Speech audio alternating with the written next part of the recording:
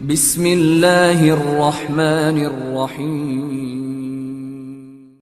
Kaum muslimin sering sekali mengatakan bahwa dosa terbesar adalah syirik. Mereka tahu itu. Apa dosa terbesar? Syirik. Apa dosa terbesar? Syirik. Namun, kenapa tidak terlalu banyak orang yang membahas apa itu syirik untuk dijauhi? Kenapa sangat sedikit orang yang berdakwah di permukaan bumi ini dari orang-orang yang mendakwahkan Islam kepada manusia membahas apa itu syirik, dosa yang terbesar di permukaan bumi? Karena mereka menganggap dosa syirik itu bukanlah dosa yang hanya di lisan mereka mengatakan dosa terbesar. Namun mereka tidak membesarkannya sehingga tidak terlalu takut kepadanya. Dan bagi mereka membunuh lebih dahsyat daripada syirik. Bagi mereka minum khamar lebih dahsyat daripada syirik. Bagi mereka korupsi lebih parah daripada syirik. Sehingga betapa seringnya mereka menyuarakan larangan korupsi, larangan korupsi, larangan korupsi, dan seruan mereka untuk larangan syirik tidak sehebat itu. Ma'asyarul muslimin, ma'asyarul muslimat. Camkan ini baik-baik. La in asyrakta, kalau engkau berbuat syirik, hapus seluruh amalmu. Ini yang saya katakan tadi, seluruh amal bergantung kepada tauhid. Tak ada gunanya sholat tanpa tauhid, tak ada gunanya puasa tanpa tauhid, tak ada gunanya membaca Al-Quran, bahkan hafal Al-Quran itu, dan membuat orang lain hafal Al-Quran tanpa tauhid. Gak ada artinya.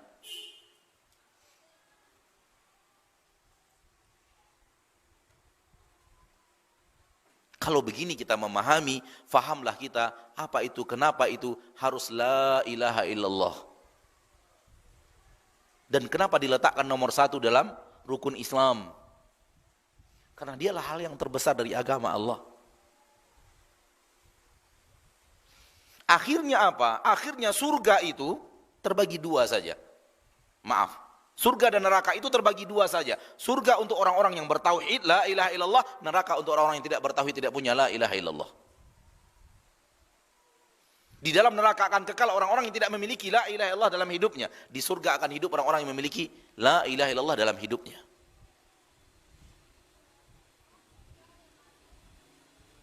Sehingga orang yang datang kepada Allah masih membawa la ilaha illallah yang dia ucapkan, dia yakini, dan amalannya tidak membatalkan la ilaha illallah, itu pasti masuk surga. Ini makna hadis Nabi SAW, pasti masuk surga. Yaitu datang kepada Allah, menghadap Allah, masih membawa la ilaha illallah dan tidak dibatalkan. Dia tidak membatalkan la ilaha illallahnya.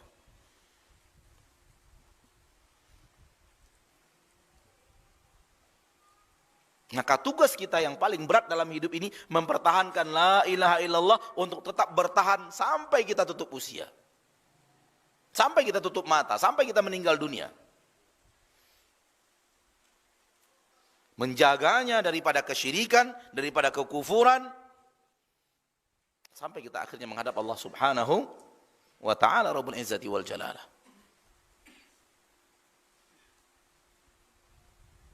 Seorang yang mengucapkan la ilaha illallah masuk dia dalam agama Islam. Namun kemudian dalam perjalanan hidupnya dia berbuat syirik. Perbuatan syiriknya itu membuat la ilaha illallahnya hancur dan musnah. Sampai dia bertaubat lagi. Taubatan nasuha. Taubat yang tulus ikhlas. Kembali dia masuk ke dalam agama Islam. Kembali dia memiliki la ilaha illallah. Sekiranya dia tutup usia dengan la ilaha illallah masih ada, ini orang yang wafat dalam keadaan muslim. Namun kalau dia ucapkan la ilaha illallah, kemudian dia lakukan dosa syirik besar, hapus la ilaha illallah. Dia wafat tanpa bertaubat dan nasuha, maka dia wafat dalam keadaan tidak muslim. Dan orang yang wafat dalam keadaan tidak muslim tidak akan pernah ke surga untuk selama-lamanya. Muslim yang kita maksud penilaian Allah terhadap dirinya, bukan pendapat kita manusia terhadap dia. Karena yang paling penting, yang tolak ukuran muslim atau tidak muslim bukanlah penilaian manusia kepada dia, namun bagaimana Allah menilai dia.